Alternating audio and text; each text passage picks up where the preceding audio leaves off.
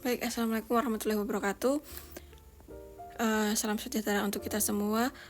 Kali ini saya akan mewakili teman-teman sebagai moderator. Nama saya Resa Inggerwati Ningrum. Saya akan memoderatori hasil dari analisis teman-teman saya terkait dengan observasi RPP modul ajar di SMPN Negeri 2 Surakarta, khususnya pada kelas 8C ganjil fase D dengan alokasi waktu 2 kali 40 menit ya. Untuk materinya yaitu simple past tense. Lalu untuk tahun ajarannya 2024 dan 2025. Untuk elemen CP-nya yaitu menulis dan mempresentasikan.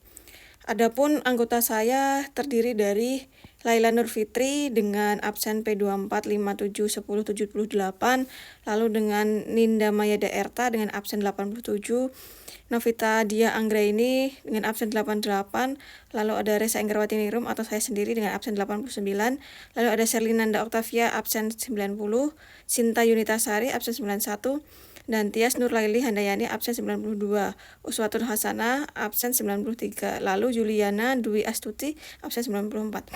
Untuk membahas target tentang identitas dan target akan disampaikan oleh Laila. Silahkan Mbak Laila. Oke, baik. Yang pertama di modul ajar kami ada identitas, yakni nama penyusun dari SMPN 2 Surakarta tahun ajaran 2024-2025 kelas 8 semester ganjil. Untuk alokasi waktu 2 kali 40 menit. Kemudian di fase D materinya simple past tense. Elemen CP yakni menulis dan mempresentasikan. Pada kompetensi awal, peserta didik diharapkan telah mampu memahami konsep kata kerja atau verb dan bentuk dasar kata kerja. Perbedaan waktu, present versus past tense, kemudian dasar kata kerja tidak beraturan atau irregular verbs, dan kata kerja beraturan atau regular verb. Kemudian pada kompetensi awal, peserta didik juga sudah mampu membuat kalimat sederhana serta penggunaan to be was were pada simple past tense. Untuk profil pelajar Pancasila, yakni ada beriman dan bertakwa kepada Tuhan Yang Maha Esa, berakhlak mulia, mandiri, bergotong royong, dan juga bernalar kritis. Untuk strategi pembelajaran, modul ajar kami menggunakan metode pembelajaran peer teaching. Media pembelajaran yakni ada PowerPoint, dan sarana prasarana ada laptop, LCD, dan juga proyektor. Untuk target peserta didik yaitu target reguler umum jumlahnya 32 orang. Oke, baik, itulah target dan identitas dari hasil RPP analisis dan rombakan kami di SMP Negeri 2 Surakarta terkait dengan diferensiasi. Lalu untuk topik selanjutnya yaitu komponen inti, tujuan pembelajaran dan pemahaman bermakna dan pemantik akan disampaikan oleh Mbak Ninda. Silakan Mbak Ninda. Komponen inti. Tujuan pembelajaran. 1. Peserta didik mampu menyimak contoh kalimat dalam simple past tense yang disampaikan secara lisan, mengidentifikasi kata kerja bentuk lampau, serta memahami makna kalimat yang mengandung keterangan waktu masa lampau. 2. Peserta didik dapat mengenali pola kalimat positif, negatif, dan tanya dalam simple past tense. 3. Peserta didik mampu membentuk dan mengucapkan kalimat sederhana dalam simple past tense untuk menyatakan peristiwa atau kegiatan yang terjadi di masa lampau menggunakan kata kerja bentuk lampau secara tepat. B. Pemahaman bermakna. Peserta didik belajar untuk menggunakan simple past tense ketika berbicara tentang pengalaman atau peristiwa lampau, dengan mengenali dan membedakan pola kalimat positif, negatif, dan tanya dalam simple past tense. Peserta didik dapat menggunakan pola kalimat ini secara tepat dalam komunikasi sehari-hari. Pertanyaan pemantik. Did you sleep well last night? 2. How do you tell your friends about activities that happened in the past? 3. Have you ever heard about the simple past tense? Oke, baik, terima kasih Mbak Ninda. Begitulah terkait tentang komponen inti hingga pemantik yang disampaikan oleh Mbak Ninda.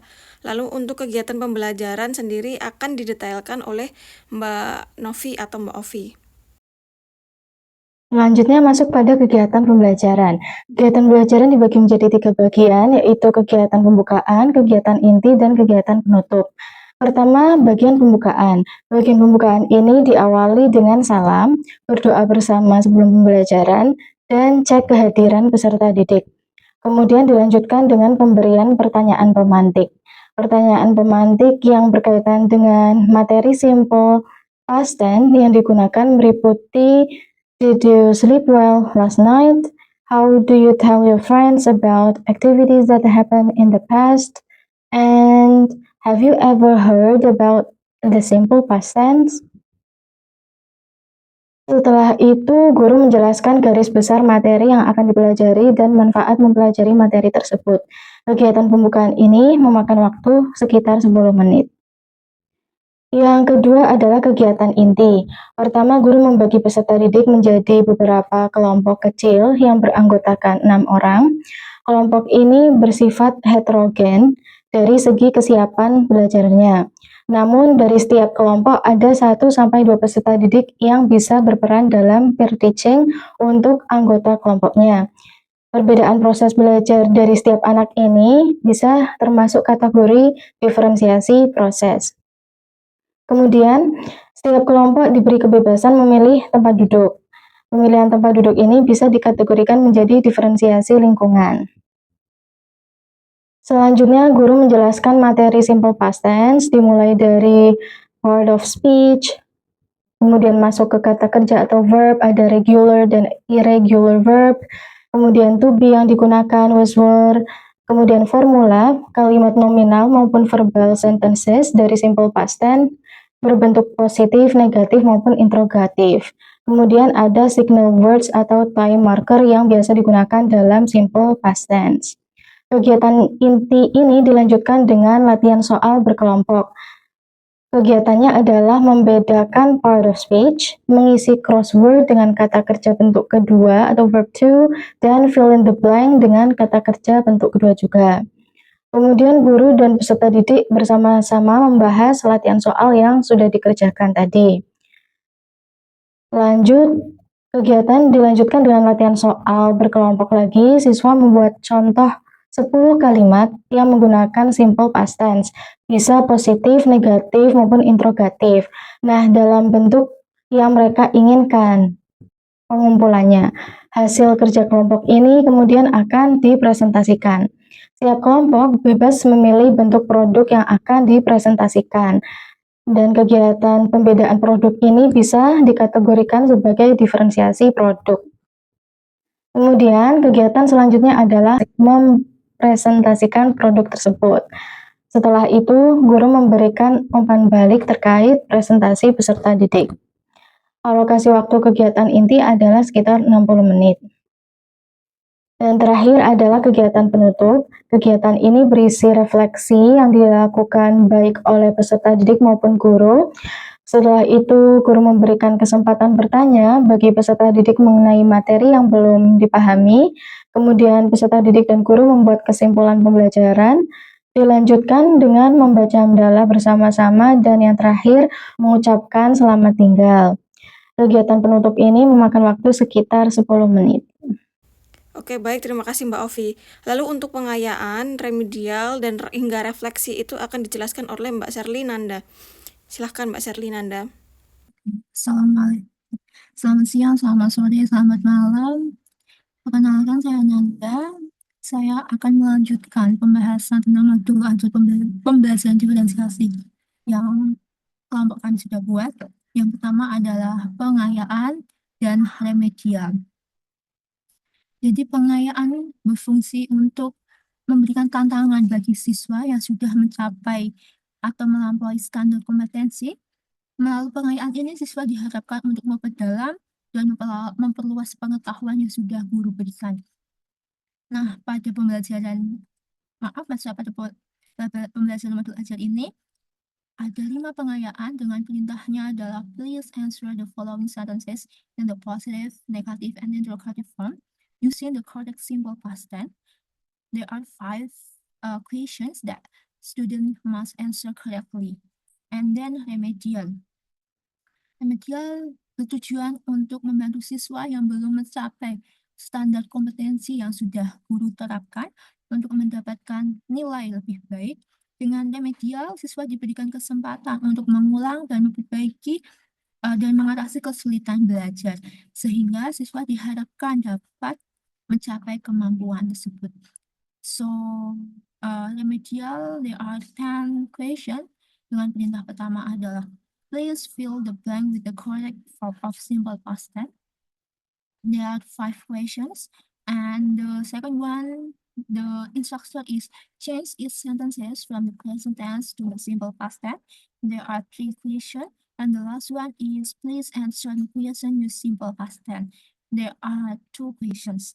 So the last is refleksi peserta didik dan guru.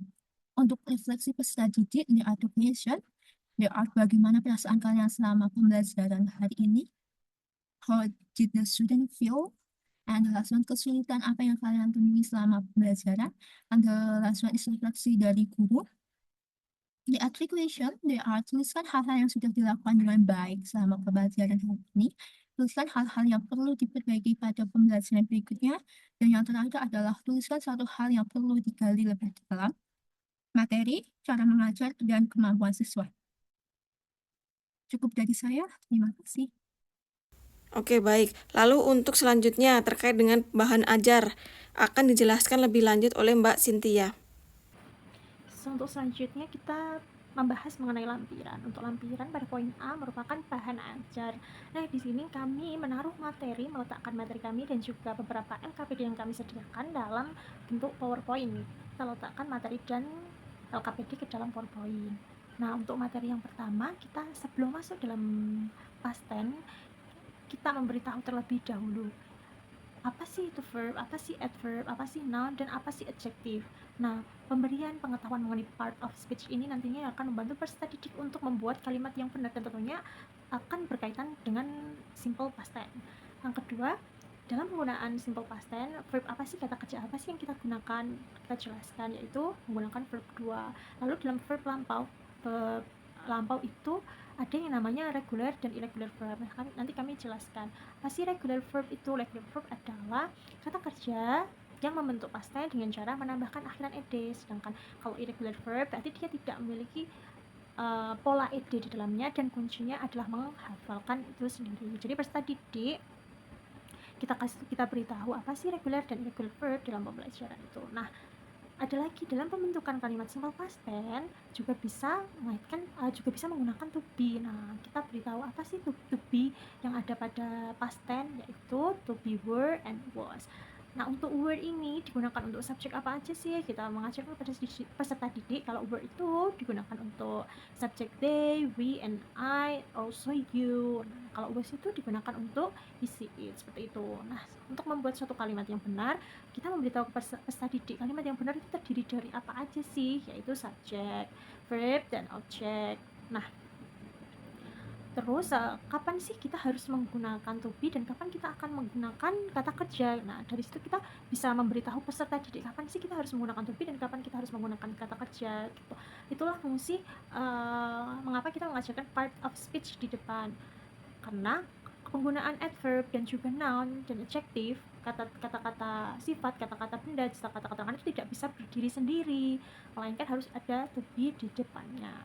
Jadi penggunaan to be diberikan ketika dalam suatu kalimat itu tidak memiliki kata kerja. Seperti contohnya, she was smart. Nah, untuk memberikan penjelasan mengenai kata sifat, dibantu to be di depannya, seperti itu. Jadi to be fungsinya untuk menghidupkan suatu kalimat. Jika kalimat di belakangnya adalah noun, adjective, dan adverb, seperti itu. Kalau action verb atau kalau misal dia verb atau kata kerja, nah mereka bisa berdiri sendiri. Nanti kita berikan contoh untuk kata kerja past tense itu penggunaannya seperti apa sih, seperti itu. Nah, setelahnya ketika peserta didik dirasa sudah mampu untuk membuat struktur kalimat yang benar, kita memberitahu formula simple past tense. Ada formula positif, negatif, dan interrogatif. Kita beritahu formulanya, rumusnya, bagaimana menyusun kalimat positif, negatif, starternya dalam simple past tense. Nah, kita juga berikan contohnya di sana. Terus, selain itu, kita juga memberikan signer words atau time maker dalam past tense. Past tense, bentuk sinyal bahasa apa sih yang mengidentifikasi atau mengidentikan bahwa kalimat tersebut adalah kalimat yang terjadi di masa lampau atau menggunakan past tense, yaitu ada terdapat kalimat yesterday, last week, last month, last year, etc. seperti itu. Jadi sebelum kita mencontohkan membuat kalimat yang baik dan benar dalam penggunaan simple past tense. Kita terlebih dahulu mengajarkan peserta didik part of speech, apa itu noun, apa itu verb, apa itu adjective, dan apa itu adverb, seperti itu. Nah, setelahnya kita mulai menyusun, mencoba memberitahu bagaimana suatu kalimat itu dikatakan suatu kalimat yang baik, baru di akhir kita membuat formula positif, negatif, tanya dalam simple past tense, seperti itu. Baik, terima kasih Mbak Cynthia. Nah, untuk terkait dengan LKPD yang ada di SMPN Negeri 2 itu akan dijelaskan lebih detail oleh Mbak Tias terkait LKPD 1 hingga 2. Silakan Mbak Tias. Jadi, poin berikutnya adalah lembar kerja peserta didik dan asesmen. Karena domain elemennya adalah menulis dan mempresentasikan, jadi kami menyiapkan beberapa latihan soal atau LKPD yang bisa menunjang kemampuan siswa untuk menulis nantinya. Seperti contohnya ini, LKPD yang pertama, kami menyiapkan 10 soal, nanti peserta didik diminta untuk membedakan yang mana verb, adverb, noun, atau adjektif dari beberapa kalimat yang telah kami siapkan tadi. Latihan soal ini kami tayangkan melalui PPT di PowerPoint, kemudian nanti peserta didik diundang untuk menjawab salah satu begitu, atau mereka bisa tunjuk tangan untuk mencoba menjawab soal ini. Kemudian kami juga menyiapkan latihan soal yang kedua, yaitu peserta didik diminta untuk mengubah kata kerja dari kata kerja pertama menjadi kata kerja kedua. Nah, kami sengaja menyiapkannya dalam bentuk crossword ini, dalam bentuk games, karena untuk meningkatkan motivasi peserta didik untuk mencoba menjawab soal ini. Dan nantinya mereka jadi paham perubahan kalimat dari verb 1 ke verb 2, baik itu regular maupun irregular verb. Baik, terima kasih. Lalu untuk LKPD selanjutnya 3 hingga 4 dan kunci jawaban akan dijelaskan oleh Mbak Uswa. Baik, berikutnya untuk latihan soal yang ketiga, yaitu latihan soal simple past tense filling the blank. Pada latihan soal kali ini, siswa diberikan beberapa soal, yaitu 10 soal, untuk melengkapi kalimat rumpang simple past tense. Latihan soal ini digunakan untuk mengukur seberapa banyak vocabulary yang dikuasai oleh siswa dan juga mengukur apakah siswa sudah bisa memahami untuk mengubah dari simple present tense menjadi past tense atau dari verb 1 menjadi verb 2. Kemudian untuk berikutnya latihan soal yang terakhir yaitu menulis kalimat past tense sederhana. Dengan instruksi, please write 10 sentences in simple past tense. Your sentences can be in any of the following forms, positive, negative, and interrogative.